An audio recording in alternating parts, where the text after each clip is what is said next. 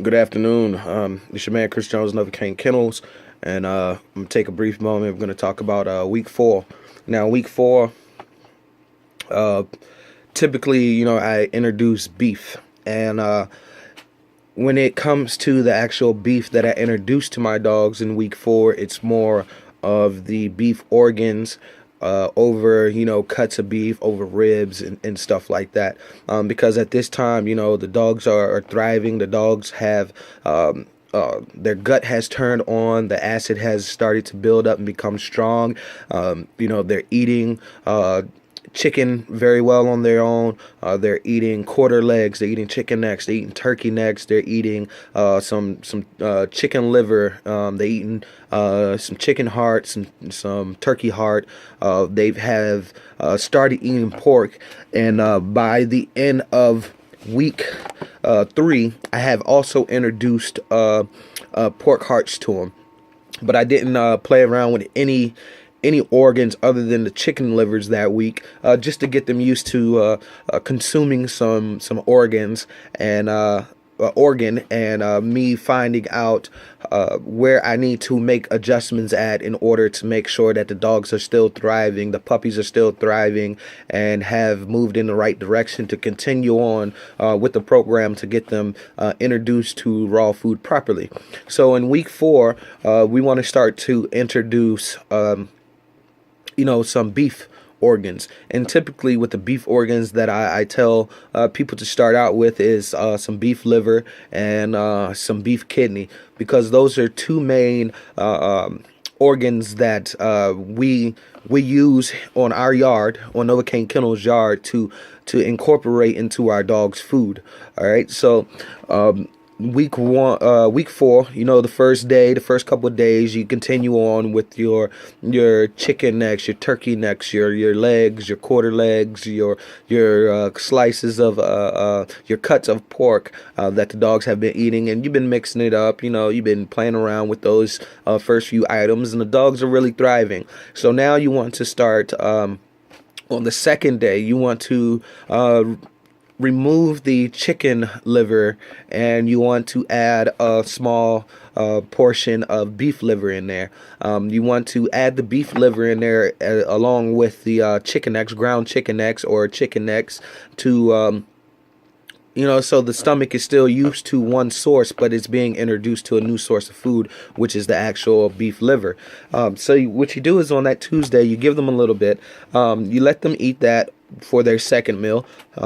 You sit around, you're playing around with the puppy. The puppy has used the restroom. You see no significant change inside of the stool.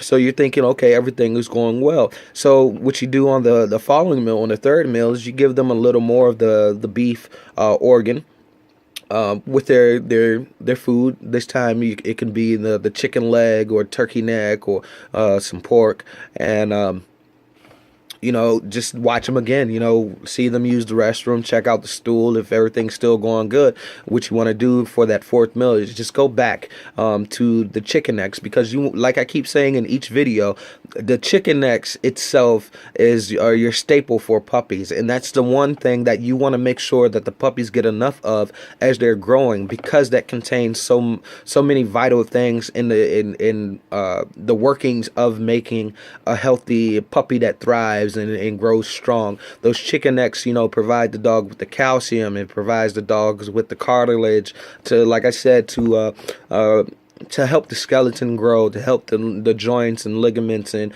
a dog's body to grow properly and adjust to things properly. So once you get to the second day, you introduce that beef liver, a small amount of beef liver. You've done that on Wednesday.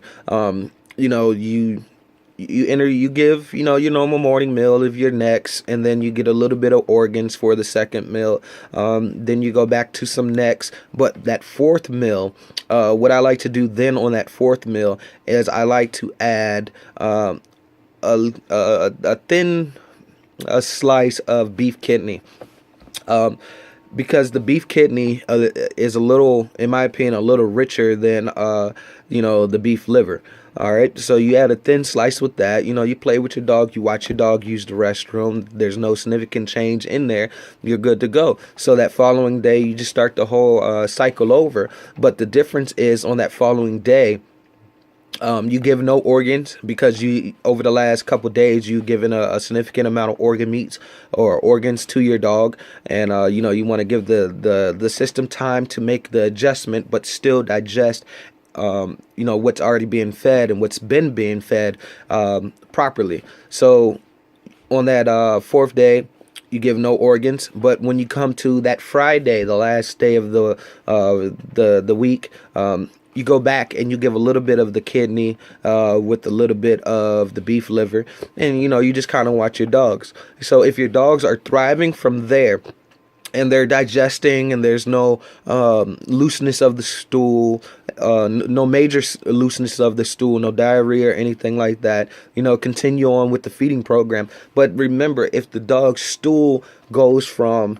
a solid stool to more of like a pudding consistency, which I don't consider that diarrhea, I just call that a loose stool. What you want to do to thicken that stool back up is just add some more chicken necks. You need to add more bone in there to make more of a solid stool. It's not a concern to me that I'm saying, okay, yeah, it's diarrhea, so let me run and get the pumpkin. It's more of it needs a little more bone. Now, by now, you may have noticed that the dog's stool has changed quite a bit from a more of a solid stool to a little more of a pudding-like consistency stool, or a thick cake batter style of stool, depending on what you fed. Normally, when I see stool like that, it's after feeding the dogs like the quarter legs, or the cuts of pork, or in the cuts of pork or the quarter legs, and that's because there's not a significant amount of bone inside of there that's going to keep a solid stool for the dogs. So what you want to do is, anytime that you see a stool that is slightly off, not diarrhea, but more like a thick cake batter or a pudding like consistency, you want to add in some more meaty bone to the diet, because you want to make sure that they continue to produce a solid stool.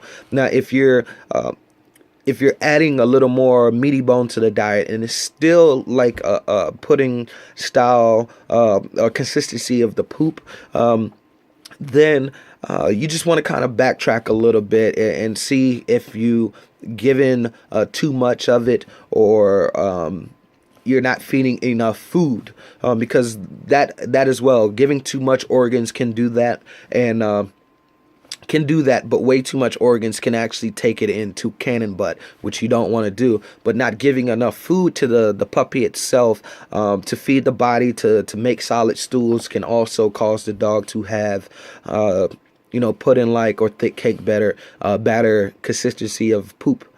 So you want to make sure that the dogs are getting fed the right amounts, as well as having enough bone in there to make sure that the stool stays solid. Now, if you are one of the people who want to put pumpkin into every meal, yes, you can do that. There's nothing wrong with that. I'm just going to say, don't go overboard with the pumpkin, because going overboard with pumpkin can also cause your dog to have loose stools. So I typically tell people to only use pumpkin when they have diarrhea. And that way, you're not trying to figure out if you're using too much pumpkin or not. You're kind of just more focused on the meaty bones, the meat, and the organs at this time. So everything has gone well for the first 3 to 4 weeks. A little switch up in the poop from here and there, because you're giving dogs more muscle meat and less bone with certain cuts, or no bone at all with certain cuts of food. But the dogs are thriving. The dogs are really thriving. Their systems are being kicked on very well. They're happy. They're very vigorous. They're rambunctious, and the dogs the puppies are just going wild, man. You're loving it. You're loving what you're seeing. You're loving the energy that the puppy's giving. You're loving the ability for the puppy's ability to think a little more clear and listen a little more clear and more consistently to you. My thought on raw food, we're going to actually get into that on another video. But this is week 4. Like I said, in week 4, everything has been going well. And this is when you start to introduce the beef organs. like I said, you want to introduce some liver and some kidney, and that way the system is starting to be kicked on to a richer source of organ meats for your puppies and your dogs. And if everything's going well, we're going in the right direction, and we'll be moving on to the final portion of this very soon, which is actually adding fish, and then from there we'll talk about the next steps. It's your man Chris Jones, NoVACAIN Kennels. Thank you for watching, and I'll be back soon.